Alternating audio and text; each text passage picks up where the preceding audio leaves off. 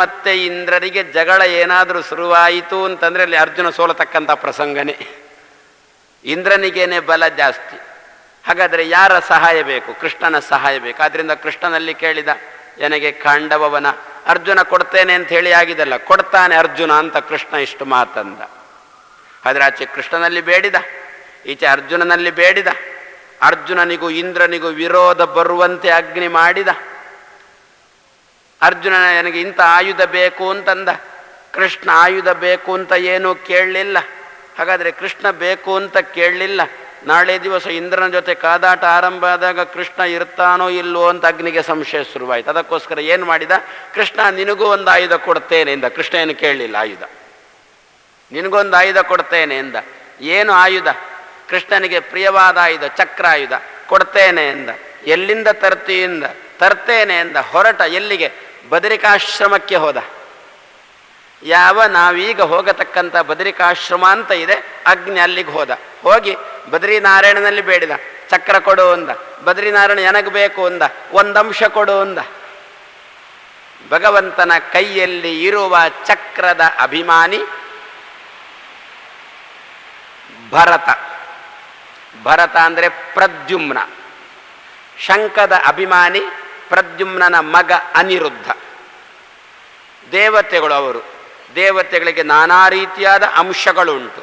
ನಾರಾಯಣನ ಕೈಯಲ್ಲಿ ಇರತಕ್ಕಂತಹ, ಬದ್ರೀನಾರಾಯಣನ ಕೈಯಲ್ಲಿ ಇರತಕ್ಕಂತಹ ಚಕ್ರದ ಒಂದು ಅಂಶ ತಂದ. ಇದಕ್ಕಿಂತ ಮೊದಲು ಏನಾಗಿತ್ತು? ಬದ್ರೀನಾರಾಯಣನ ಕೈಯಲ್ಲಿದ್ದಂತಹ ಚಕ್ರ ಒಂದು ಅಂಶವನ್ನು ಮೊದಲೇ ಒಮ್ಮೆ ಕೃಷ್ಣನ ಕೈಗೆ ಕೊಟ್ಟಿತ್ತು. ಯಾವಾಗ? ಕೃಷ್ಣನನ್ನು ಜರಾಸಂಧ ಓಡಿಸಿಕೊಂಡು ಬಂದಿದ್ದ ಗೋಮಂತ ಪರ್ವತಕ್ಕೆ. ಏನು ಕೃಷ್ಣ ಬಲರಾಮರು ಮುಂದೆ ಓಡ್ತಾರೆ, ಹಿಂದಿನಿಂದ ಜರಾಸಂಧ ಓಡಿಸಿಕೊಂಡು ಬರ್ತಾನೆ. ಜರಾಸಂಧ ಓಡಿ ಓಡಿ ಓಡಿ ಓಡಿ ಸುಸ್ತಾದ. ಕೃಷ್ಣ ಬಲರಾಮರು ಗೋಮಂತ ಪರ್ವತದ ಎತ್ತರಕ್ಕೆ ಹೋಗಿದ್ದಾರೆ. ಜರಾಸಂಧ ಸುತ್ತ ಆ ಬೆಟ್ಟಕ್ಕೆ ಬೆಂಕಿ ಹಾಕಿದ. ಕೃಷ್ಣ ಬಲರಾಮರು ಏನು ಮಾಡಿದ್ರು? ಆ ಬೆಟ್ಟವನ್ನು ಭೂಮಿಯೊಳಗೆ ಒತ್ತಿದ್ರು. ನೀರು ಮೇಲೆ ಚಿಮ್ಮಿತು, ಬೆಂಕಿ ನಂದಿತು. ಕೃಷ್ಣ ಬಲರಾಮರು ಕೆಳಗೆ ಧುಮುಕಿದ್ರು. ಇಡೀ ಜರಾಸಂಧನ ಸೈನ್ಯವನ್ನು ತರದ್ರು. ಯಾವುದರಿಂದ? ಚಕ್ರಾಯುಧದಿಂದ. ಎಲ್ಲಿಂದ ಬಂದಿತ್ತು ಚಕ್ರಾಯುಧ? ಬದರಿಕಾಶ್ರಮದಿಂದ ಚಕ್ರ ಕೃಷ್ಣನ ಕೈಗೆ ಬಂದಿತ್ತು. ಒಂದು ಅಂಶದಿಂದ ಬಂದಿತ್ತು. ಆವಾಗ ಒಮ್ಮೆ ಒಂದು ಅಂಶದಿಂದ ಬಂದಿತ್ತು. ಈಗ ಅಗ್ನಿ ತಾನು ಒಂದು ಅಂಶದಿಂದ ಚಕ್ರವನ್ನು ಪುನಃ ಕೃಷ್ಣನ ಕೈಗೆ ಇಟ್ಟ. ಆದರೆ ಮೊದಲಿನ ಚಕ್ರ, ಇದಲಿನ ಚಕ್ರ ಪ್ರಾಕ್ತನಂ ಇದಂ ಏಕಧ ಆಸೀತ್, ಒಂದಾಯಿತು. ಎರಡು ಚಕ್ರವು ಒಂದಾಯಿತು. ಅಷ್ಟ ತನಕ ಕೃಷ್ಣನ ಕೈಯಲ್ಲಿ ತಾನೇ ತರಿಸಿದ ಚಕ್ರ ಇತ್ತು. ಅಗ್ನಿ ತಂದು ಈಗ ಚಕ್ರ ಕೊಟ್ಟ. ಆದರೆ ಮೊದಲಿನ ಚಕ್ರನೇ ಸಾಗುತ್ತಿತ್ತಲ್ಲ, ಆಗುತ್ತಿತ್ತಲ್ಲ. ಈಗ ಬರುವಾಗ ಕೃಷ್ಣ ಚಕ್ರ ತಂದಿಲ್ಲ. ಅದಕ್ಕೋಸ್ಕರ ಅಗ್ನಿ ತಾನೊಂದು ಅಂಶದಿಂದ ಚಕ್ರವನ್ನು ಕೃಷ್ಣನ ಕೈಗೆ ಕೊಟ್ಟಾಗ ಆ ಚಕ್ರ ಈ ಚಕ್ರ ಎರಡು ಚಕ್ರವೂ ಕೂಡ ಒಂದಾಯಿತು. ಕೃಷ್ಣನ ಕೈಯಲ್ಲಿ ಚಕ್ರಾಯುಧ ಬಂತು. ಅರ್ಜುನನಿಗೆ ಬೇಕಾದದ್ದಿನ್ನು ಧನುಸ್ಸು ಮತ್ತು ರಥ, ಅದನ್ನು ತರ್ತೇನೆ ಅಂಥೇಳಿ ಅಗ್ನಿ ತಾನು ಹೊರಟಿದ್ದಾನೆ. ಎಲ್ಲಿಂದ ತರಬೇಕು? ವರುಣನ ಕೈಯಿಂದ ತರ್ತೇನೆ ಅಂತ ಹೊರಟ. ನಾರಾಯಣನ ಕೈಯಿಂದ ಚಕ್ರ ತಂದು ಕೃಷ್ಣನಿಗೆ ಕೊಟ್ಟ. ವರುಣನ ಕೈಯಿಂದ ನಿನಗೆ ಧನುಸ್ಸು ಮತ್ತೆ ರಥವನ್ನು ತರ್ತೇನೆ ಅಂಥೇಳಿ ಅಗ್ನಿ ಹೋಗಿದ್ದಾನೆ.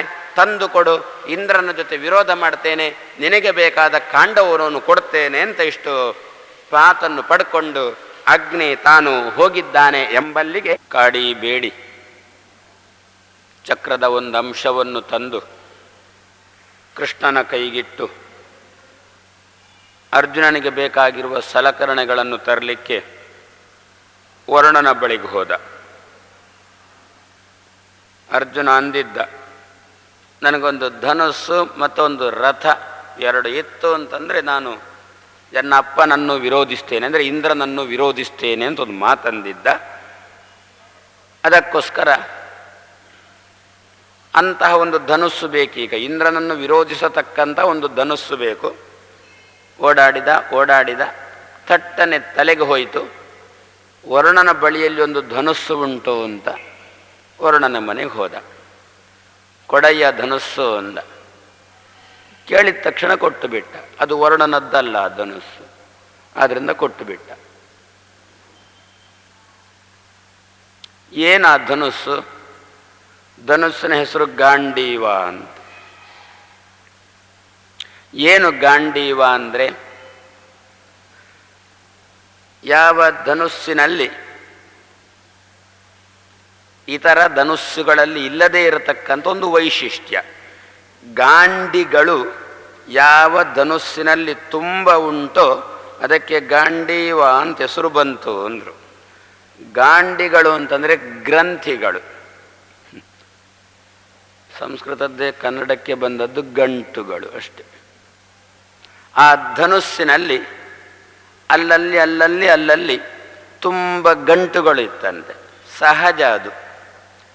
ಒಂದು ಕೋಲಿನಂತೆ ಇರತಕ್ಕದ್ದು ಯಾವುದನ್ನಾದ್ರೂ ಒಂದು ಹಿಡಿಯುವಾಗ ನಮಗೊಂದು ಹಿಡಿತ ಬರಬೇಕಾದರೆ ಅದರಲ್ಲಿ ಮಧ್ಯೆ ಮಧ್ಯೆ ಏನಾದರೂ ಒಂದು ಗಂಟುಗಳಂತೆ ಇದ್ದರೆ ಆವಾಗ ಹಿಡಿತ ಬರುತ್ತೆ ಹಿಡಿಲಿಕ್ಕೆ. ಹಗ್ಗ ಇದೆ, ಹಗ್ಗ ಜಗ್ಗಾಟ ಅಂತ ಉಂಟಲ್ಲ ನಮ್ಮಲ್ಲಿ. ಆ ಹಗ್ಗ ಜಗ್ಗಾಟದ ಪ್ರಸಂಗದಲ್ಲಿ ಆಚೆಯವರು ಎಳೀತಾರೆ, ಈಚೆಯವರು ಎಳೀತಾರೆ. ಆ ಹಗ್ಗ ನೇರವಾಗಿರುವುದಿಲ್ಲ. ಮತ್ತು ಎಲ್ಲ ಗಂಟುಗಳು ಉಳ್ಳವರೇ ಎಳೆಯುವುದು ಅಂತ ತಿಳಿಸ್ಲಿಕ್ಕೆ ಹಗ್ಗದಲ್ಲಿ ಮಧ್ಯೆ ಮಧ್ಯೆ ಮಧ್ಯೆ ಮಧ್ಯೆ ಗಂಟುಗಳನ್ನು ಹಾಕ್ಕೊಳ್ತಾರೆ.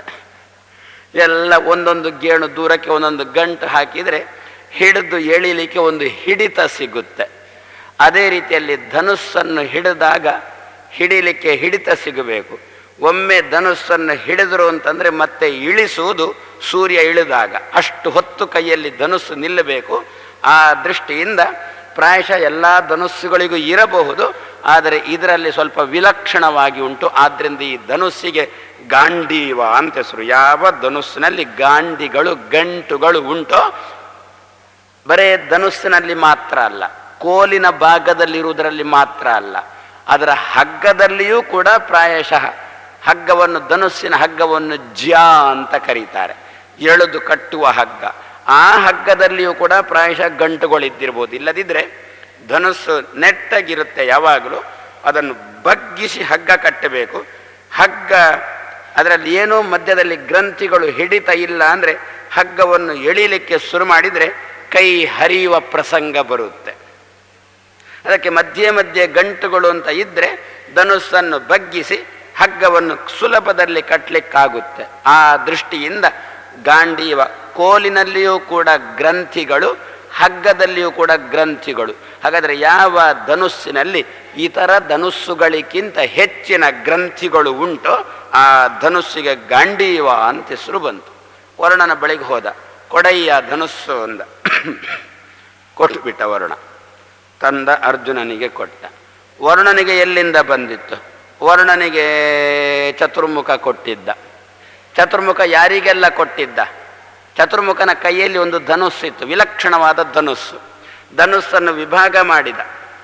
ಧನುಸ್ಸು ಅಂತಂದ ಕೂಡಲೇ ಅದಕ್ಕೊಂದು ಅಭಿಮಾನಿ ದೇವತೆಗಳು ಇದ್ದಾರೆ ಅಂತ ಅನುಸಂಧಾನ ಬೇಕೇ ಬೇಕು ನಮ್ಮಲ್ಲಿ. ಆ ದೇವತೆ ಅಂತಂದ ಮೇಲೆ ಅವರಿಗೆ ಅಂಶ ಇದ್ದೇ ಇರುತ್ತೆ. ಆದ್ದರಿಂದ ಅವರು ಎಷ್ಟೆಷ್ಟು ಅಂಶದಿಂದ ಹೊರಡ್ತಾರೋ ಅಷ್ಟಷ್ಟು ಅಂಶದಿಂದ ಧನುಸ್ಸು ಹೊರಡುತ್ತೆ. ಧನುಸ್ಸನ್ನು ಕೂಡ ಅಷ್ಟಷ್ಟೇ ಭಾಗ ತೆಗೀಲಿಕ್ಕೆ ಬರುತ್ತೆ. ಚತುರ್ಮುಖ ತನ್ನಲ್ಲಿದ್ದಂತಹ ಧನುಸ್ಸನ್ನು ವಿಭಾಗ ಮಾಡಿದ. ತನ್ನಲ್ಲಿದ್ದ ಧನುಸ್ಸಿನ ಒಂದು ಭಾಗವನ್ನು ಯಾರಿಗೆ ಕೊಟ್ಟಿದ್ದ? ವರುಣನಿಗೆ. ಮತ್ತೊಂದು ಭಾಗ ಚಂದ್ರನಿಗೆ, ಇನ್ನೊಂದು ಭಾಗ ಇಂದ್ರನಿಗೆ, ಮತ್ತೊಂದು ಭಾಗ ರುದ್ರನಿಗೆ, ಮತ್ತೊಂದು ಭಾಗ ತನಗೆ. ಭಗವಂತ ತನಗೆ ಕೊಟ್ಟ ಧನುಸ್ಸು. ಆ ಧನುಸ್ಸಿನಲ್ಲಿ ಸ್ವಲ್ಪ ಸ್ವಲ್ಪ ಸ್ವಲ್ಪ ಸ್ವಲ್ಪ ಅಂಶ ಅಂತ ಇವರಿಗೆಲ್ಲ ಹಂಚಿದ. ಒಟ್ಟಿಗೆ 5 ಜನರ ಕೈಯಲ್ಲಿ ಗಾಂಡೀವ ಧನುಸ್ಸು ಇದೆ. 5 ಜನಕ್ಕೆ ಕೊಟ್ಟು ಅಂದ, ನಾವೆಲ್ಲ ಸೇರಿಕೊಂಡು ಲೋಕದ ರಕ್ಷಣೆ ಮಾಡೋಣ ಅಂತಂದ. ಚತುರ್ಮುಖ ಒಬ್ಬನಿಗೆ ಸಾಧ್ಯ ಇಲ್ವೋ ಲೋಕದ ರಕ್ಷಣೆ? ಇದೆ. ಆದರೂ ಇವರಿಗೆ ಹಂಚಿದ. ಅದರಲ್ಲಿ ಕೂಡ ಎಲ್ಲ ದೇವತೆಗಳಿಗೆ ಹಂಚಿಲ್ಲ. ಆರಿಸಿ ಆರಿಸಿ ಆರಿಸಿ ಇಷ್ಟು ದೇವತೆಗಳಿಗೆ ಮಾತ್ರ ಹಂಚಿದ. ಕ್ರಮದಲ್ಲಿ ಹಂಚಿದ್ದಾನೆ. ತನ್ನ ಕೈಗೆ ಬಂದಿದೆ. ತನ್ನ ಕೈ ಕೆಳಗೆ ಇರುವವ ಮಹಾರುದ್ರ ದೇವ, ಅವನಿಗೊಂದು ಅಂಶ ಕೊಟ್ಟ. ಅವನ ಕೈ ಕೆಳಗೆ ಇರುವವ ಇಂದ್ರ, ಅವನಿಗೊಂದು ಅಂಶ ಕೊಟ್ಟ. ಅವನ ಕೈ ಕೆಳಗೆ ಇರುವವ ಚಂದ್ರ, ಅವನಿಗೊಂದು ಅಂಶ ಕೊಟ್ಟ. ಚಂದ್ರನ ಕೈ ಕೆಳಗೆ ಇರುವವ ವರುಣ, ಅವನಿಗೊಂದು ಅಂಶ ಕೊಟ್ಟ. ವರುಣ ಕೆಳಗಿನ ಕಕ್ಷೆಯಲ್ಲಿ ಬರ್ತಾನೆ. ವರುಣ 13ನೇ ಕಕ್ಷೆಯಲ್ಲಿ ಬರ್ತಾನೆ ಕೆಳಗೆ. ಚಂದ್ರ 12ನೇ ಕಕ್ಷೆಯಲ್ಲಿ ಬರ್ತಾನೆ, ಒಂದು ಮೆಟ್ಲು ಮೇಲೆ. ಇಂದ್ರ 8ನೇ ಕಕ್ಷೆಗೆ ಬಂದು ನಿಂತ, ಇನ್ನೂ ಮೇಲೆ ಹೋದ. ರುದ್ರದೇವರು 5ನೇ ಕಕ್ಷೆಯಲ್ಲಿ ಬರ್ತಾರೆ. ಚತುರ್ಮುಖ 3ನೇ ಕಕ್ಷೆಯಲ್ಲಿ ಇರ್ತಾನೆ. ಆ ಕ್ರಮದಲ್ಲಿ ಬಂತು. 3 2 ಸೇರಿಸಿ 5, 3 ಸೇರಿಸಿ 8, 4 ಸೇರಿಸಿ 12 ಮತ್ತು 1 ಸೇರಿಸಿ 13 ಅಂತ ಈ ಕ್ರಮದಲ್ಲಿ ಬಂತು. 3, 5, 8, 12, 13. ಬ್ರಹ್ಮ, ರುದ್ರ, ಇಂದ್ರ, ಚಂದ್ರ, ವರುಣ ಇಷ್ಟು ಜನ ಈ ಧನುಸ್ಸನ್ನು ಹಂಚಿಕೊಂಡು ನಾವು ಲೋಕದ ರಕ್ಷಣೆ ಮಾಡೋಣ ಅಂತ ತೀರ್ಮಾನ ಮಾಡಿಕೊಂಡ್ರು. ಇಷ್ಟೇ ಜನಕ್ಕೆ ಹಂಚಿದ ಉದ್ದೇಶ ಏನು ಗೊತ್ತೋ? ಲೋಕದ ರಕ್ಷಣೆ ಅಂದರೆ ಬಹಿರ್ಲೋಕದ ರಕ್ಷಣೆ ಅಲ್ಲ, ಈ ಲೋಕದ ರಕ್ಷಣೆಯ ಉದ್ದೇಶ. ಗಾಂಡೀವ ಧನುಸ್ಸಿನ ಉದ್ದೇಶನೇ ನಮ್ಮ ನಿಮ್ಮ ದೇಹ ಎನ್ನುವ ಲೋಕದ ರಕ್ಷಣೆ ಉದ್ದೇಶ. ಅದಕ್ಕೋಸ್ಕರ ಕೊಟ್ಟ.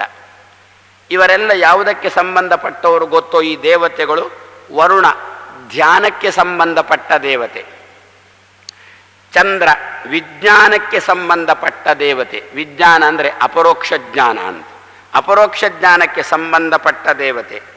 ಇಂದ್ರ ಆತ್ಮಬಲಕ್ಕೆ ಸಂಬಂಧಪಟ್ಟ ದೇವತೆ, ತೇಜಸ್ಸಿಗೆ ಸಂಬಂಧಪಟ್ಟವ ಅಂದರೆ ಆತ್ಮಬಲಕ್ಕೆ ಸಂಬಂಧಪಟ್ಟ ದೇವತೆ. ರುದ್ರ ಸ್ಮೃತಿಗೆ ಸಂಬಂಧಪಟ್ಟ ದೇವತೆ. ಚತುರ್ಮುಖ ಮೋಕ್ಷಕ್ಕೆ ಸಂಬಂಧಪಟ್ಟ ದೇವತೆ. ಒಬ್ಬ ವ್ಯಕ್ತಿಗೆ ಜೀವನದಲ್ಲಿ ಮುಕ್ತಿ ಅಂತ ಆಗಬೇಕಾದ್ರೆ ಇಷ್ಟು ಇದ್ರೆ ಸಾಕು, ಆಗಿ ಹೋಗುತ್ತೆ. ಎಲ್ಲಿಂದ ಆರಂಭ? ಧ್ಯಾನದಿಂದ ಆರಂಭ. ಭಗವಂತನ ಬಗ್ಗೆ ಕೇಳಿದೆವು. ಮನೆಗೆ ಹೋಗಿ ಧ್ಯಾನ ಮಾಡಿದೆವು. ಏನು ಹೇಳಿದ್ರು, ಹೇಗೆ ಹೇಳಿದ್ರು, ಎಷ್ಟು ಹೇಳಿದ್ರು ಅಂತ ತಿಳಿದದ್ದನ್ನು ಮೆಲುಕು ಹಾಕಿದೆವು. ನಮ್ಮ ಜೊತೆಗೆ ಮತ್ತೊಬ್ಬರು ಬಂದಿದ್ದರೆ ಅವರ ಜೊತೆ ಹೇಳಿದೆವು. ಅವರು ತನ್ನಲ್ಲಿದ್ದದ್ದನ್ನು ನನಗೆ ಹೇಳಿದ. ಪ್ರಶ್ನೆ ಉತ್ತರ, ಅವರು ಹಾಗೆ ಹೇಳಿದ್ದ ಹೀಗೆ ಹೇಳಿದ್ದ ಅಂತ ಸಂಶಯ ಪ್ರಶ್ನೆ ಉತ್ತರಗಳಾಯಿತು. ಹೀಗೆ ಹೇಳಿದ್ದು ಹೀಗೆ ಅರ್ಥ ಅಂತ ತೀರ್ಮಾನ ಮಾಡಿದೆವು. ಅದನ್ನು ಮನಸ್ಸಿನಲ್ಲಿಟ್ಟುಕೊಂಡೆವು. ಇದೇ ಧ್ಯಾನ, ಆರಂಭದ ಹಂತದ ಧ್ಯಾನ. ಶ್ರವಣದಿಂದ ಬಂದಿರತಕ್ಕಂತಹ ಧ್ಯಾನ, ಶ್ರವಣದಿಂದ ಬಂದಿರತಕ್ಕಂತಹ ಚಿಂತನೆ, ಸ್ಮೃತಿ, ಕೇಳಿದ್ದನ್ನು ಮನಸ್ಸಿನಲ್ಲಿ ಮೆಲುಕು ಹಾಕಿಕೊಳ್ಳುವುದು, ಇದು ಧ್ಯಾನ. ಇದು ಯಾರಿಂದ ಬರುತ್ತೆ ಅಂದರು? ವರುಣನಿಂದ ಬರುತ್ತೆ ಅಂದರು. ವರುಣನ ಚಿಂತನೆ ಮಾಡುವುದರಿಂದಾಗಿ ಇಂತಹ ಪ್ರಸಂಗ ನಮ್ಮ ಜೀವನದಲ್ಲಿ ಬರುತ್ತೆ. ಕೇಳಿದ್ದು ಉಳಿಯುತ್ತೆ, ಮೆಲುಕು ಹಾಕಲಿಕ್ಕೆ ಅನುಕೂಲ ಆಗುತ್ತೆ. ಇದೇ ರೀತಿಯಲ್ಲಿ ಕೇಳಿದ್ದನ್ನು ನಿತ್ಯ ಮೆಲುಕು ಹಾಕಿ ಒಂದು ದಿವಸ ಆಗುವುದೇನು ಗೊತ್ತಾ? ದೇವರು ಕಾಣಿಸಿಕೊಳ್ಳುವುದು. ಅದನ್ನೇ ವಿಜ್ಞಾನ ಅಂತಂದರು. ಈಗ ನಮಗೆ ಜ್ಞಾನ ಬಂದದ್ದು, ಇದನ್ನು ಪರೋಕ್ಷ ಜ್ಞಾನ ಅಂತ ಕರೆದರು. ಕೇಳಿದ್ದಷ್ಟೇ, ದೇವರ ಬಗ್ಗೆ ಕೇಳಿದ್ದು. ಊಟದ ಬಗ್ಗೆ ಊಟ ಹಾಗೆ, ಅಡಿಗೆ ಹೀಗೆ ಮಾಡಬೇಕು ಹಾಗೆ ಮಾಡಬೇಕು ಅಂತ ಕೇಳಿದ್ದು. ಊಟ ಹಾಗಿರುತ್ತೆ ಹೀಗಿರುತ್ತೆ, ಪಾಯಸ ಸಿಹಿ ಇರುತ್ತೆ ಅಂತ ಹೇಳಿದ. ಹೌದಾ ಅಂತಂದೆವು. ಎಲ್ಲ ಪರೋಕ್ಷ ಜ್ಞಾನನೇ ಬಂತು. ನಮಗೆ ಏನು ಆ ಪಾಯಸದ ಬಗ್ಗೆ ಎಷ್ಟು ಕೇಳಿದ್ರು, ಹೋಳಿಗೆ ಬಗ್ಗೆ ಎಷ್ಟು ಕೇಳಿದ್ರು, ಸಕ್ಕರೆ ಕಾಯಿಲೆ ಏನು ಶುರುವಾಗುವುದು ತಿನ್ನಲಿಕ್ಕೆ ಶುರು ಮಾಡಿದ ಮೇಲೆ. ಹಾಗಾದರೆ ಮೊದಲು ಏನು ಬಂದದ್ದು? ನಮಗೆ ಪರೋಕ್ಷ ಜ್ಞಾನ ಬಂತು. ಅದರ ಬಗ್ಗೆ ಒಳ್ಳೆಯ ತಿಳುವಳಿಕೆ ಬಂತು, ಪರೋಕ್ಷ ಜ್ಞಾನ. ನಂತರದಲ್ಲಿ ಬರುವುದೇ ಅಪರೋಕ್ಷ ಜ್ಞಾನ. ಕೇಳಿದೆವಲ್ಲ, ಮನನ ಮಾಡಿದೆವಲ್ಲ, ಮನಸ್ಸಿನಲ್ಲಿ ಉಳಿಯಿತಲ್ಲ, ಅದರ ಬಗ್ಗೆ ಪುನಃ ಮೆಲುಕು ಹಾಕಿದೆವಲ್ಲ, ಒಂದು ದಿವಸ ಭಗವಂತ ಕಾಣಲಿಕ್ಕೆ ಶುರುವಾದ. ಇದನ್ನು ಏನು ಅಂತ ಕರೆದ್ರು? ವಿಜ್ಞಾನ ಅಂತ ಕರೆದ್ರು. ವಿಜ್ಞಾನ ಅಂದರು, ಅಪರೋಕ್ಷ ಜ್ಞಾನ ಅಂದರು ಒಂದೇ. ಯಾವುದರಿಂದ ಬರುತ್ತೆ? ಧ್ಯಾನದಿಂದ ವಿಜ್ಞಾನ ಬರುತ್ತೆ. ಹಾಗಾದರೆ ರಕ್ಷಣೆ ಆಗಬೇಕಲ್ಲ ಈ ಲೋಕದ್ದು? ರಕ್ಷಣೆ ಹೇಗಾಗಬೇಕು? ಭಗವಂತನ ಧ್ಯಾನದ ಮೂಲಕ ಈ ಲೋಕದ ರಕ್ಷಣೆ ಆಗಬೇಕಲ್ಲ. ರಕ್ಷಣೆ ಮಾಡುವ ಜವಾಬ್ದಾರಿ ಯಾರದ್ದು? ಧ್ಯಾನ ಕೊಟ್ಟು ರಕ್ಷಣೆ ಮಾಡುವ ಜವಾಬ್ದಾರಿ ಯಾರಿಗೆ? ವರುಣನಿಗೆ. ಅದಕ್ಕೋಸ್ಕರ ಚತುರ್ಮುಖ ಒಂದು ಅಂಶದಲ್ಲಿ ಗಾಂಡೀವ ಕೊಟ್ಟ. ಜನಗಳಿಗೆ ಧ್ಯಾನ ಬರುವಂತೆ ಮಾಡಿ ಜನರ ರಕ್ಷಣೆ ಮಾಡು ನೀನು ಅಂತ ಒಂದು ಅಂಶದಲ್ಲಿ ಗಾಂಡೀವ ಧನುಸ್ಸನ್ನು ಕೊಟ್ಟ ವರುಣನಿಗೆ. ಆ ಗಾಂಡೀವ ಧನುಸ್ಸನ್ನು ಹಿಡಿದ ವರುಣನ ಹಿನ್ನೆಲೆ ಇಟ್ಟುಕೊಂಡು ನಾವು ಧ್ಯಾನ ಸಂಪಾದನೆ ಮಾಡಿದೆವು. ಯಾವ ಅಸುರರ ಉಪಟಳವೂ ಬಂದಿಲ್ಲ, ನಿರಾತಂಕವಾಗಿ ಧ್ಯಾನ ಮುಂದುವರಿಯಿತು. ಆದ್ದರಿಂದ ವರುಣ ಚಿಂತನೆ ಮಾಡಬೇಕು. ಏನು ಅಂತ ಚಿಂತನೆ ಮಾಡಬೇಕು ಅಂತ ಆಯ್ತಲ್ಲ. ಈಗ ಇಷ್ಟ ತನಕ ವರುಣ ಅಂತಂದಾಗ ಪಾಶಹಸ್ತಾಯ ಅಂತ ಏನೋ ಚಿಂತನೆ ಮಾಡ್ತಿದ್ದೆವು. ವರುಣ ಮೊಸಳೆ ಮೇಲೆ ಕೂತವ, ಕೈಯಲ್ಲೊಂದು ಪಾಶ ಅಂತ ಹೀಗೆ ಏನು ಚಿಂತನೆ ಇದ್ದರೆ, ಈಗಂತಾರೆ ಚತುರ್ಮುಖ ಕೊಟ್ಟಿರುವ ಗಾಂಡೀವ ಧನುಸ್ಸನ್ನು ಹಿಡುಕೊಂಡ ವರುಣನ ಚಿಂತನೆ ಮಾಡೋಣ. ಫಲಿತಾಂಶ ನಮ್ಮ ಧ್ಯಾನ ನಿರಾತಂಕವಾಗಿ ನಡೆಯುತ್ತೆ, ಲೋಕದ ರಕ್ಷಣೆ ಆಗುತ್ತೆ. ಈ ನಮಗೆ ಲೋಕ ಯಾವುದು? ನಮ್ಮ ಲೋಕ ಯಾವುದು? ನಾವು ಹೇಳೋದುಂಟು, ಒಬ್ಬ ತನ್ನ ಪಾಡಿಗೆ ಕೂತು ಆಲೋಚನೆ ಮಾಡ್ತಾ ಇದ್ರೆ ಅವನು ಅವಂದೇ ಲೋಕದಲ್ಲಿದ್ದಾನೆ ಅಂತ. ಏನು ಅವಂದೇ ಲೋಕ ಯಾವುದು? ತನ್ನ ಬಗ್ಗೆನೇ ಚಿಂತನೆ ಮಾಡಿಕೊಂಡಿದ್ರೆ, ತನ್ನ ಶರೀರದ ಬಗ್ಗೆನೇ ಕಾಳಜಿ ವಹಿಸಿಕೊಂಡಿದ್ರೆ, ಯಾವಾಗ ಎಷ್ಟೊತ್ತಿಗೆ ನೋಡಿದ್ರು ಅಂದ ಬಗ್ಗೆನೇ ಆಲೋಚನೆ ಮಾಡಿದರೆ ಅವನದು ಲೋಕನೇ ಬೇರೆ, ಅವಂದೇ ಹಾಗಾದ್ರೆ ಇದು ಒಂದು ಲೋಕ ಆಯ್ತಲ್ಲ. ಈ ಲೋಕದ ರಕ್ಷಣೆ ಆಗಬೇಕಲ್ಲ, ಧ್ಯಾನದ ಮೂಲದ ರಕ್ಷಣೆ ಆಗಬೇಕಲ್ಲ. ಮಾಡುವ ಕೆಲಸ ವರುಣನಿಗೆ. ಎಂತಹ ವರುಣನಿಗೆ? ಗಾಂಡೀವ ಧನುರ್ಧಾರಿಯಾದ ವರುಣ, ನೀನು ರಕ್ಷಣೆ ಮಾಡು ಅಂತ ಚತುರ್ಮುಖ ವರುಣನ ಕೈಯಲ್ಲಿ ಒಂದು ಗಾಂಡೀವ ಧನುಸ್ಸನ್ನು ಕೊಟ್ಟು ನಮಗೆ ನಿರಾತಂಕವಾಗಿ ಭಗವಂತನ ಧ್ಯಾನ, ಪರೋಕ್ಷ ಜ್ಞಾನ ಬರುವಂತೆ ಮಾಡಿದ. ಆಯ್ತಾ? ಪರೋಕ್ಷ ಜ್ಞಾನ ಒಂದು ಹಂತಕ್ಕೆ ಬಂತ, ಭಗವಂತ ಕಾಣಿಸಿಕೊಂಡಿರತಕ್ಕಂಥ ಭಗವಂತ ಮನಸ್ಸಿನಲ್ಲಿ ನಿಲ್ಲಿಕ್ಕೆ ಬೇಕಾದ ವ್ಯವಸ್ಥಾಪಕ ಚಂದ್ರ. ಆದ್ರಿಂದಲೇ ಚಂದ್ರ ಮನಕಾರಕ ದೇವತೆ ಅಂತ ನಾವು ಕರೆಯುವುದುಂಟು. ನಮ್ಮ ಜಾತಕದಲ್ಲಿ ಚಂದ್ರ ಎಲ್ಲಿದ್ದಾನೆ ಅಂತ ನೋಡಿಕೊಂಡು ತೀರ್ಮಾನ ಮಾಡುವುದುಂಟು. ನಿಮ್ಮ ಕೆಲಸಗಳಿಗೆಲ್ಲ ಕೃಷ್ಣ ಪಕ್ಷದಲ್ಲಿ ಅಷ್ಟಮಿಯ ನಂತರದಲ್ಲಿ ಯಾವ ಒಂದು ಒಳ್ಳೆಯ ಕೆಲಸಕ್ಕೂ ಕೂಡ ಚೆನ್ನಾಗಿಲ್ಲ ಅಂತಾರೆ. ಯಾಕೆ? ಚಂದ್ರಬಲ ಇಲ್ಲ ಅಂತಾರೆ. ನಮಗೆ ಮುಖ್ಯ ಬೇಕಾದ ನಮ್ಮ ಕೆಲಸಕ್ಕೆ ಚಂದ್ರಬಲ. ಚಂದ್ರಬಲ ಶಬ್ದಕ್ಕೆ ಅರ್ಥ ಏನು ಗೊತ್ತಾ? ಮನೋಬಲ. ಮತ್ತೇನು? ನಮ್ಮ ಮನಸ್ಸಿಗೆ ಮಾಡಬೇಕು ಅಂತ ತೋರುವುದೇ ಅಮಾವಾಸ್ಯೆಯ ಅಂದರೆ ಕೃಷ್ಣ ಪಕ್ಷದ ಅಷ್ಟಮಿಯ ನಂತರ ಶುಕ್ಲ ಪಕ್ಷದ ಅಷ್ಟಮಿಯ ತನಕ ನಮ್ಮ ಮನಸ್ಸಿಗೆ ಅಷ್ಟಷ್ಟೇ ಅಂತೆ ತೋರುವುದು. ಪ್ರಾಯಶಃ ನೀವು ಯಾವುದೋ ಒಂದು ಪತ್ರಿಕೆಯಲ್ಲಿ ಓದಿದ್ರಿ ಕಾಣುತ್ತೆ, ಚಂದ್ರನ ಪ್ರಭಾವಗಳು ಮನುಷ್ಯರ ಮೇಲೆ. ಇವರಿಗೆ ತೋರ್ಲಿಕ್ಕಾಗುವಾಗ ನಮಗೆ ಮರಿಲಿಕ್ಕಾಗಿದೆ. ಇವರಿಗೆ ಈಗೀಗ ತೋರ್ಲಿಕ್ಕೆ ಶುರುವಾಗಿದೆ. ಈಗಿನ ಈ ಜುಜುಬಿ ವಿಜ್ಞಾನಿಗಳಿಗೆ ಮನುಷ್ಯರ ಮೇಲೆ ಚಂದ್ರನ ಪ್ರಭಾವ ಅಂತ ಗಡದ್ದಾಗಿ ಪತ್ರಿಕೆಯಲ್ಲಿ ಬರೀಲಿಕ್ಕೆ ಶುರು ಮಾಡಿದ್ರು. ನಮ್ಮ ಹತ್ರ ಬಂದು ಕೇಳಿದರೆ, ವೇದಾಂತಿಗಳ ಹತ್ರ ಬಂದು ಕೇಳಿದರೆ ಅವರಂತ ಇದು ತಂಗಳನ್ನ ಅಂತಾರೆ. ಯಾಕೆ? ನಮ್ಮ ಮೊದಲೇ ಗೊತ್ತುಂಟು ಅಂತಾರೆ. ವ್ಯಕ್ತಿಗಳ ಮೇಲೆ ಚಂದ್ರನ ಪ್ರಭಾವ ಏನು ಅಂತ ಈಗ ಅಲ್ಲ, ನಮಗೆ ಇದು ತಂಗಳಾಗಿದೆ ಅಂತಾರೆ. ನಮಗೆ ತಂಗಳ ನಮ್ಮ ಶಾಸ್ತ್ರ ಮೊದಲೇ ಹೇಳಿಬಿಟ್ಟಿದೆ ಅಂತ. ಹಾಗಾದರೆ ಮನಕಾರಕ ಚಂದ್ರ ನಮ್ಮ ಮನಸ್ಸಿನಲ್ಲಿ ಭಗವಂತನ ರೂಪ ಚೆನ್ನಾಗಿ ನಿಲ್ಲಬೇಕಾದರೆ, ದರ್ಶನ ಕೊಟ್ಟ ಭಗವಂತ ನಮ್ಮ ಮನಸ್ಸಿನಲ್ಲಿ ಸಾಕ್ಷಾತ್ತಾಗಿ ನಿಲ್ಲಬೇಕಾದರೆ ಬೇಕಾದವ ಚಂದ್ರ. ಹಾಗಾದರೆ ಚಂದ್ರನ ಕೆಲಸ ವಿಜ್ಞಾನ. ಚತುರ್ಮುಖ ಅಂದ ಚಂದ್ರನಲ್ಲಿ ಜನರು ಧ್ಯಾನ ಮಾಡಿದ್ದಾರೆ, ಭಗವಂತನನ್ನು ಕಾಣಬೇಕು ಅಂತ ಪ್ರಯತ್ನ ಪಟ್ಟಿದ್ದಾರೆ, ಕಾಣುವ ಹಂತಕ್ಕೆ ಬಂದಿದ್ದಾರೆ. ಚಂದ್ರ ಜನಗಳಿಗೆ ಭಗವಂತನ ದರ್ಶನ ಕೊಟ್ಟು ಜನಗಳನ್ನು ಕಾಪಾಡು, ಇಕೋ ನಿನಗೊಂದು ಧನುಸ್ಸು ಅಂತ ಚಂದ್ರನ ಕೈಯಲ್ಲಿ ಒಂದು ಧನುಸ್ಸು ಕೊಟ್ಟ. ವಿಜ್ಞಾನಕಾರಕವಾಗಿ ಚಂದ್ರ ನಿಂತ. ಭಗವಂತನ ಸಾಕ್ಷಾತ್ಕಾರ, ಭಗವಂತನನ್ನು ಪ್ರತ್ಯಕ್ಷ ಕಾಣಲಿಕ್ಕೆ ಬೇಕಾದ ವ್ಯವಸ್ಥಾಪಕನಾಗಿ ಚಂದ್ರ ಧನುಸ್ಸನ್ನು ಹಿಡ್ಕೊಂಡು ನಿಂತರೆ, ಭಗವಂತನನ್ನು ಕಂಡವರಿಗೇನೇ ಬರುವುದು ಏನು ಗೊತ್ತಾ? ಆತ್ಮಬಲ. ಭುಜಬಲ ಮೊದಲು ಇರುತ್ತೆ. ಭುಜಬಲ ಹುಟ್ಟಿದಾಗ ಪಡ್ಕೊಂಡು ಬರೋರು ಇರ್ತಾರೆ. ದೈತ್ಯರು ಹುಟ್ಟಿದ ಕೂಡಲೇ ಅವರಿಗೆ ಇರುವುದೇ ಭುಜಬಲ. ಅವರಿಗೆ ಆತ್ಮಬಲ ಇಲ್ಲದಿದ್ರೆ ಅಷ್ಟೇ ಹೋಯ್ತು. ಭುಜಬಲ ಅಂತೂ ಸಖತ್ತಿರುತ್ತೆ. ಭುಜದಲ್ಲಿ ಶಕ್ತಿ, ಬುದ್ಧಿಯಲ್ಲಿ ಶಕ್ತಿ, ಜೀರ್ಣದಲ್ಲಿ ಶಕ್ತಿಗಳು ತುಂಬ ಉಂಟು ಅಂತಾರೆ. ಬುದ್ಧಿಯಲ್ಲಿ ಶಕ್ತಿ ಇಲ್ಲದ್ರೆ ಅಷ್ಟೇ ಹೋಯಿತು. ಭುಜದಲ್ಲಿ ಶಕ್ತಿ ಇಲ್ಲದ್ರೆ ಬೆಂಕಿ ಹಾಕ. ಜೀರ್ಣದಲ್ಲಿ ಶಕ್ತಿ ಉಂಟು ತಾನೆ, ಚೆನ್ನಾಗಿರು ಅಂತಾರೆ. ಹಾಗಾದರೆ ನಾನಾ ರೀತಿಯಾದ ಶಕ್ತಿಗಳುಂಟು. ನಮಗೆ ಬೇಕಾದದ್ದೇನು? ಧ್ಯಾನದಿಂದ ಭಗವಂತನನ್ನು ಕಂಡು ನಂತರ ಸಂಪಾದಿಸಬೇಕಾದ್ದು ಏನು ಗೊತ್ತಾ? ಆತ್ಮಬಲ. ನಿಮ್ಮ ಧಾಟಿ ಏನು ಅಂತ ಗೊತ್ತು. ನಿಮ್ಮ ಧಾಟಿಯಲ್ಲಿ ಯಾಕೆ ಹೇಳಬೇಕು? ನಮ್ಮ ಧಾಟಿಯಲ್ಲೇ ಹೇಳೋಣ. ನಿಮ್ಮ ಧಾಟಿಯಲ್ಲಿ ಅಂದರೆ ವಿಲ್ ಪವರ್ ಅಂತೇಳಿ, ನಮ್ಮ ಧಾಟಿಯಲ್ಲಿ ಅಂದರೆ ಆತ್ಮಬಲ ಅಂತೇಳಿ. ಒಬ್ಬ ವ್ಯಕ್ತಿ ಘಟೋತ್ಕಚ ಸತ್ರು ದುರ್ಯೋಧನ ಪಕ್ಷದವರನ್ನು ಕೆಲವರನ್ನು ಚಚ್ಚಿದ ಅಂತೆ. ಯದ್ಯಪಿ ಸತ್ತಾಗಿದೆ, ಘಟೋತ್ಕಚನ ತಲೆ ಉರುಳಿ ಬಿದ್ದಿದೆ, ಆದರೂ ತುಂಬ ಜನವರನ್ನು ಘಟೋತ್ಕಚ ಕೊಂದ ಅಂತಾರೆ. ಹೇಗೆ ಕೊಂದ? ಆತ್ಮಬಲದಿಂದ ಕೊಂದ. ದೇಹದಲ್ಲಿ ತಲೆ ಉರುಳಿದೆ, ಒಳಗಿನಿಂದ ಪ್ರಾಣ ಉಂಟು. ಆದ್ದರಿಂದ ತಾನು ಎಲ್ಲಿ ಬಿದ್ದ ಗೊತ್ತೋ ಅಲ್ಲೇ ಬಿದ್ದಿಲ್ಲ, ಎಲ್ಲಿ ತಲೆ ಕಡಿದ್ರೋ ಅಲ್ಲೇ ಬಿದ್ದಿಲ್ಲ, ಹಾರಿ ಹೋಗಿ ದುರ್ಯೋಧನ ಪಕ್ಷದ ಮೇಲೆ ಬಿದ್ದ. ಒಂದಷ್ಟು ಜನ ಚಚ್ಚಿ ಹೋದ್ರಲ್ಲಿ. ಇದಕ್ಕೆ ಆತ್ಮಬಲ ಅಂತ ಕರೀತಾರೆ. ತಲೆ ಉರುಳಿದ್ರೂ ತಾನು ಹೋಗತಕ್ಕಂಥ ಪ್ರಸಂಗ ಉಂಟಲ್ಲ, ಇದು ಆತ್ಮಬಲ. ಯಾಕೆ ಬಂತು? ದೇವರನ್ನು ಕಂಡದ್ದರಿಂದ ಬಂತು. ಹಾಗಾದರೆ ಧ್ಯಾನದಿಂದ ವಿಜ್ಞಾನ, ವಿಜ್ಞಾನದ ನಂತರ ಆತ್ಮಬಲ, ಅದನ್ನು ತೇಜಸ್ಸು ಅಂತ ಕರೆದ್ರು. ಯಾರಿಂದ ಬರಬೇಕು? ಇಂದ್ರನಿಂದ ಬರಬೇಕು. ಅದಕ್ಕೋಸ್ಕರ ಅಂದ ಜನಗಳಿಗೆ ಆತ್ಮಬಲವನ್ನು ಕೊಡಪ್ಪ ಇಂದ್ರ, ಆತ್ಮಬಲವನ್ನು ಕೊಡುವ ಮೂಲಕ ಜನರ ಶರೀರವೆಂಬ ಲೋಕವನ್ನು ರಕ್ಷಣೆ ಮಾಡುವಂತ ಇಂದ್ರನ ಕೈಯಲ್ಲಿ ಒಂದು ಅಂಶದಲ್ಲಿ ಧನುಸ್ಸನ್ನು ಕೊಟ್ಟರೆ,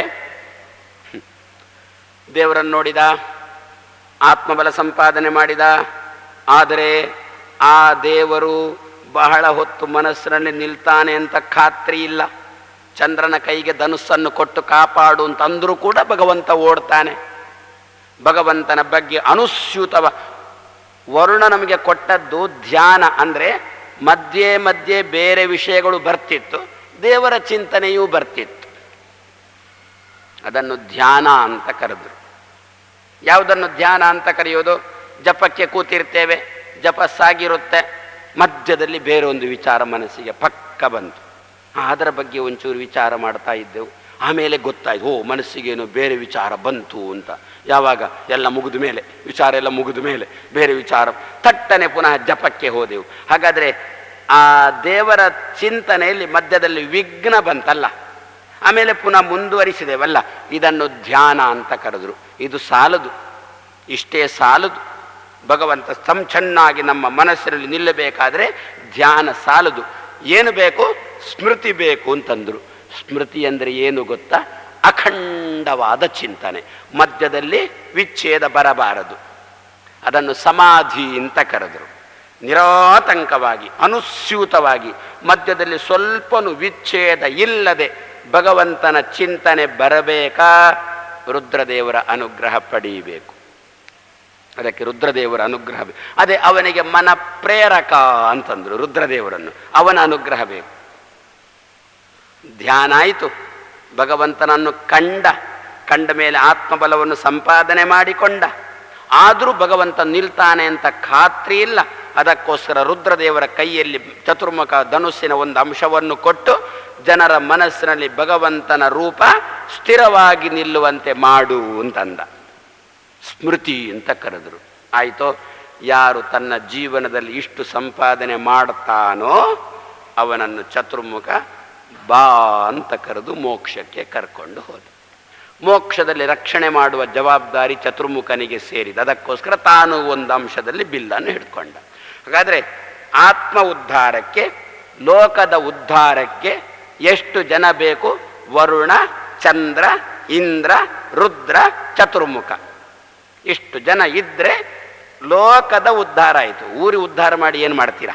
ಈ ಲೋಕದ ಉದ್ಧಾರ ಮಾಡಿಕೊಳ್ಳೋಣ. ಅದಕ್ಕೋಸ್ಕರ ಚತುರ್ಮುಖ 4 ಜನರಿಗೆ ಗಾಂಡೀವ ಧನುಸ್ಸಿನ ಒಂದೊಂದು ಅಂಶವನ್ನು ಕೊಟ್ಟು, ಒಂದಂಶ ತಾನು ಹಿಡ್ಕೊಂಡು ನಾವೆಲ್ಲರೂ ಸೇರಿಕೊಂಡು ಜನರೆಂಬ ಲೋಕವನ್ನು ರಕ್ಷಣೆ ಮಾಡೋಣ ಅಂತ ಏನು ಛಲ ತೊಟ್ಟಿದ್ದ. ವರುಣನ ಕೈಯಲ್ಲಿ ಏನು ಧನುಸ್ಸು ಬಂದಿತ್ತು, ಆ ಧನುಸ್ಸನ್ನು ಹಿಡ್ಕೊಂಡು ಅಗ್ನಿ ಅದನ್ನು ತಂದು ಅರ್ಜುನನ ಕೈಗೆ ಒಪ್ಪಿಸಿದ. ಎನ್ನ ರಕ್ಷಣೆ ನೀನು ಮಾಡು ಅಂತ ಉದ್ದೇಶ ಧನುಸ್ಸನ್ನು ತಂದು ಕೊಟ್ಟ. ಈ ಧನುಸ್ಸು ಎಷ್ಟು ಭಾರ, ಅದಕ್ಕೆ ಲೆಕ್ಕ ಕೊಡ್ತಾರೆ. ಧನುಸ್ಸಿನ ಭಾರ ಎಷ್ಟು? ಯದ್ಯಪಿ ನಮ್ಮಲ್ಲಿ ಉಂಟು, ಕ್ರಮ ಉಂಟು. ಹಾಲಿನವನಿಗೆ ಎಮ್ಮೆ ಕ್ರಯ ಯಾಕೆ ಅಂತ. ಆದರೆ ಅದು ಇಲ್ಲಿ ಅಂಥ ಪ್ರಸಂಗ ಇಲ್ಲ. ಧನುಸ್ಸಿನಿಂದಾಗಿ ಅರ್ಜುನ ಧನುಸ್ಸು ಇಟ್ಕೊಂಡು ಅಗ್ನಿಯ ರಕ್ಷಣೆ ಮಾಡಬೇಕು. ಅರ್ಜುನ ಧನುಸ್ಸು ಇಟ್ಕೊಂಡು ನಿಮ್ಮೆಲ್ಲರ ರಕ್ಷಣೆ ಮಾಡಬೇಕಲ್ಲ. ಧನುಸ್ಸಿನ ಭಾರ ಎಷ್ಟು ಅಂತ ಒಂದು ಪ್ರಶ್ನೆ ಬಂತಂತೆ. ಅದಕ್ಕೊಂದು ಶಾಸ್ತ್ರಕಾರರ ಲೆಕ್ಕದಲ್ಲೇ ಅಂದರು, ಧನುಸ್ಸಿನ ಭಾರ ಎಷ್ಟು ಗೊತ್ತಾ? 1,00,000 ಭಾರ ಅಂದರು. ಇದು ಶಾಸ್ತ್ರಕಾರರ ಕ್ರಮ. ಇಲ್ಲಿಂದ ಅಲ್ಲಿಗೆ ಎಷ್ಟು ದೂರ? ಇಲ್ಲಿಂದ ಅಲ್ಲಿಗೆ ಗವಿಯುತಿ. ಗವಿಯುತಿ ಅಂದರೆ ಅದು ನಮ್ಮ ಕ್ರಮ, ನಾವು ಮಾತಾಡುವ ಕ್ರಮ ಹಾಗೆ. ಈ ತಮಿಳ್ನವರಿದ್ದಾರೆ, ಅವರಿಗೆ ಕನ್ನಡ ಬಂದರೂ ಕೂಡ ಜಪ್ಪಯ್ಯ ಅಂದರೂ ಅವರು ಕನ್ನಡ ಮಾತಾಡೋದಿಲ್ಲ, ಅವರು ತಮಿಳೇ ಮಾತಾಡೋದು. ಎಲ್ಲ ಬಿಟ್ಟವ ಅಂದರೆ ಕರ್ನಾಟಕದವನೇ ಅಂತೆ. ಯಾರು ಯಾವ ಭಾಷೆಯಲ್ಲಿ ಮಾತಾಡ್ತಾರೋ ಅವರವರಿಗೆ ಆ ಭಾಷೆಯಲ್ಲಿ ಮಾತಾಡ್ತಾನೆ. ಆ ಭಾಷೆ ಬಂದಿಲ್ಲ ಅಂದರೆ ಸುಡು ತಿನ್ನಲಿಕ್ಕೆ ಒಂಚೂರೇನೋ ತಪ್ಪು ಆಂಗ್ಲ ಭಾಷೆ ಮಾತಾಡಲಿಕ್ಕೆ ಶುರು ಮಾಡ್ತಾನೆ. ಒಂದು ಕಡೆ ತುಂಬ ಜನ ಕೂತಿದ್ರಂತೆ, ಅದರಲ್ಲಿ ಕನ್ನಡಿಗ ಯಾರು ಅಂತಂದ್ರಂತೆ. ಗೊತ್ತಿಲ್ಲದಿದ್ರು ಆಂಗ್ಲ ಭಾಷೆ ಮಾತಾಡ್ತಾನೆ, ಅವನೇ ಕನ್ನಡಿಗ ಅಂತಂದ್ರಂತೆ. ನಮ್ಮ ಕ್ರಮ ಹೀಗೆ. ಎಷ್ಟು ದೂರ? ಗವ್ಯೂತಿ ದೂರ. ಏನರ್ಥ ಗವ್ಯೂತಿ ಶಬ್ದಕ್ಕೆ? ಈಗಿನ ಕಾಲದ ಲೆಕ್ಕ ಕೊಡೋದು ಅಂತಾದರೆ ಅಲ್ಲ, ಹಿಂದಿನ ಕಾಲದ ಲೆಕ್ಕ ಕೊಡು ಅಂತಾದರೆ 2 ಮೈಲು ಕ್ರೋಶ ಯುಗ. 2 ಮೈಲು ದೂರಕ್ಕೆ ಗವ್ಯೂತಿ ಅಂತಂದ್ರೆ ಒಂದು ಒಳ್ಳೆಯ ಆಕಳು ನಿಶ್ಶಬ್ದ ಸ್ಥಳದಲ್ಲಿ ಕೂಗಿದ್ರೆ ಎಷ್ಟು ದೂರ ಕೇಳ್ತಿತ್ತಂತೆ ಗೊತ್ತಾ? 2 ಮೈಲು ದೂರ ತನಕ ಕೇಳ್ತಿತ್ತಂತೆ. ಆದ್ದರಿಂದ ಗವ್ಯೂತಿ ಅಂತಂದರೆ ಕ್ರೋಶಯುಗ ಅಂತ ಲೆಕ್ಕ ಕೊಟ್ಟರು. ಅದೇ ರೀತಿಯಲ್ಲಿ ನಮ್ಮದು ಧನುಸ್ಸು ಎಷ್ಟು ಭಾರ? ಧನುಸ್ಸು 1,00,000 ಭಾರ ಅಂತಂದರು. 1,00,000 ಭಾರ ಅಂದರೆ ಸುಮಾರಾಗಿ ಎಷ್ಟು kg ಆಗ್ಬೋದು ಎನ್ನುವುದನ್ನು ನಾಳೆ ದಿವಸ ಸೇರಿದಾಗ ನೋಡೋಣ.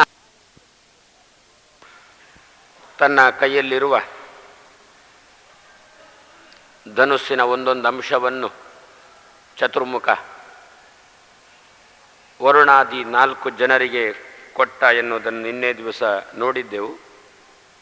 ಕೊಟ್ಟು ಲೋಕದ ರಕ್ಷಣೆ ಮಾಡಿ ಅಂತ ಆಜ್ಞೆ ಮಾಡಿದ. ಲೋಕ ಯಾವುದು ಅಂತ ನೋಡಿದೆವು. ಯಾವಾಗ ಲೋಕ ಅಂದರೆ ಆಧ್ಯಾತ್ಮಿಕ ಲೋಕ ಅಂತ ಅರ್ಥ ಮಾಡಿದೆವೋ, ಹಾಗಾದರೆ ಕೊಟ್ಟ ಧನುಸ್ಸು ಕೂಡ ಆಧ್ಯಾತ್ಮಿಕ ಧನುಸ್ಸೇ ಆಗಿರಬೇಕು ಅಂತ. ಆಧ್ಯಾತ್ಮಿಕದಲ್ಲಿ ಧನುಸ್ಸು ಅಂತ ಯಾವುದನ್ನು ಕರೀತಾರೆ?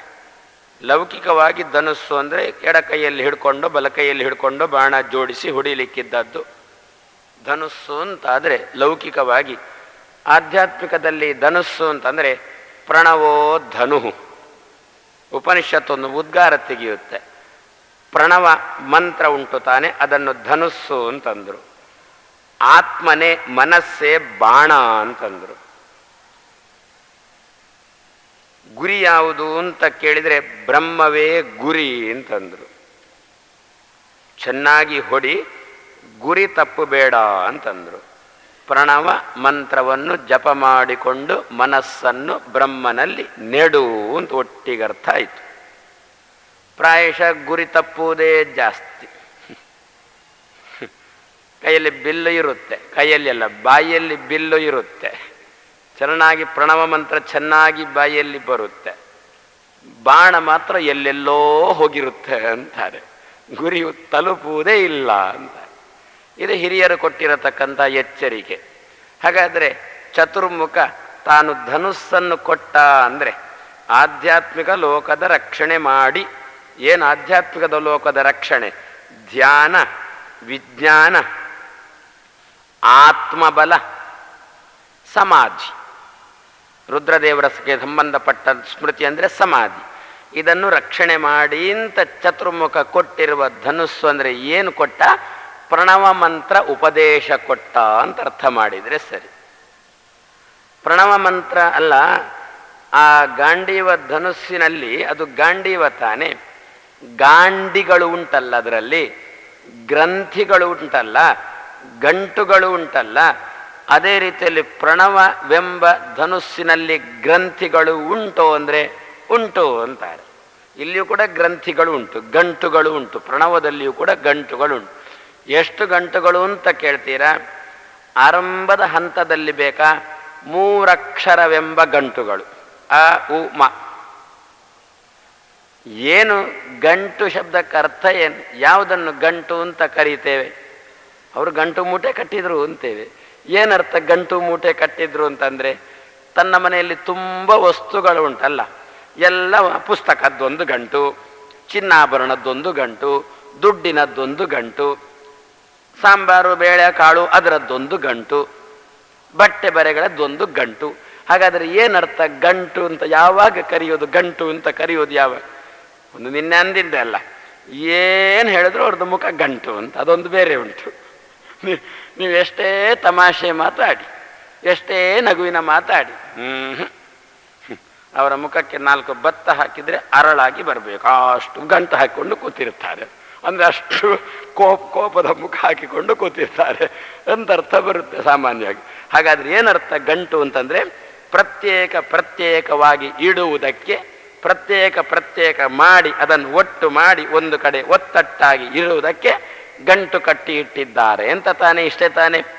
ಅದೇ ರೀತಿಯಲ್ಲಿ ಓಂ ಎನ್ನತಕ್ಕಂಥ ಒಂದು ಧನುಸ್ಸಿನಲ್ಲಿ ಅಕಾರ ಒಂದು ಗಂಟು, ಉಕಾರ ಒಂದು ಗಂಟು, ಮಕಾರ ಮತ್ತೊಂದು ಗಂಟು. ಅಕಾರವೆಂಬ ಗಂಟಿನಲ್ಲಿ ಏನು ಸೇರಿಕೊಂಡಿದೆ ಗೊತ್ತಾ? ಋಗ್ವೇದ ಸೇರಿಕೊಂಡಿದೆ. ಉಕಾರವೆಂಬ ಗಂಟಲ್ಲಿ ಯಜುರ್ವೇದ, ಮಕಾರವೆಂಬ ಗಂಟಲ್ಲಿ ಸಾಮವೇದ. 3 ಗಂಟುಗಳಲ್ಲಿ 3 ವಿಷಯಗಳು ಪ್ರತ್ಯೇಕವಾಗಿ ಉಂಟು. ಋಗ್ವೇದ ಹೇಳುವ ವಿಷಯವನ್ನು ಯಜುರ್ವೇದ ಹೇಳುವುದಿಲ್ಲ. ಋಗ್ವೇದ ದೇವರನ್ನು ಹೊಗಳುವ ಕ್ರಮದಲ್ಲಿ ಯಜುರ್ವೇದ ಹೊಗಳುವುದಿಲ್ಲ, ತನ್ನ ಧಾಟಿಯೇ ಬೇರೆ. ಸಾಮವೇದ 3ನೇ ದಾರಿಯಲ್ಲೇ ಭಗವಂತನನ್ನು ಹೊಗಳುತ್ತೆ. ಹಾಗಾದರೆ ಪ್ರತ್ಯೇಕವಾಗಿ ಇಡುವುದಕ್ಕೆ ಗಂಟು ಕಟ್ಟುವುದು ಅಂತ ಹೆಸರು. ಓಂಕಾರದಲ್ಲಿ ಸದ್ಯಕ್ಕಂತೂ 3 ಗಂಟು. ಅದನ್ನು ಬಿಡಿಸ್ಲಿಕ್ಕೆ ಹೋದರೆ ಒಳಗಿನಿಂದ ಅವಾಂತರ ಗಂಟುಗಳು ತುಂಬ ಉಂಟು. ಹಾಗಾದರೆ ಪ್ರಣವ ಗಾಂಡೀವ ಧನುಸ್ಸಾಗಬಹುದಲ್ಲ, ಗಂಟು ಉಳ್ಳದ್ದು ಗಾಂಡೀವ. ಹಾಗಾದರೆ ಏನು ಗಂಟು ಇದೆ? ಭಗವಂತನ ಬೇರೆ ಬೇರೆ ವಿಷಯ ಎಂಬ ಗಂಟು.